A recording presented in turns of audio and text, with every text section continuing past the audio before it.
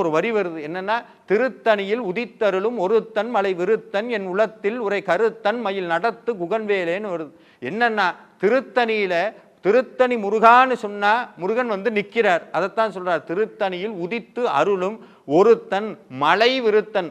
மலைகளுக்கெல்லாம் அரசன் யாருன்னா திருத்தணி மலை தான். அதனால தான் சொல்றார் மலை விருத்தன். இன்னொன்னு சொல்றார் மயில் நடத்து குகன் வேலேன்னு சொல்றார். மயில் உங்க எல்லாத்துக்கும் தெரியும் முருகப்பெருமானுடைய வாகனம். அதுக்கடுத்து சொல்றார் குகன் வேலேன்னு சொல்றார். முருகன் வேல்னு சொல்லல, அதே மாதிரி சுப்பிரமணியர் வேல்னு சொல்லல, கார்த்திகேயன் வேல்னு சொல்லல.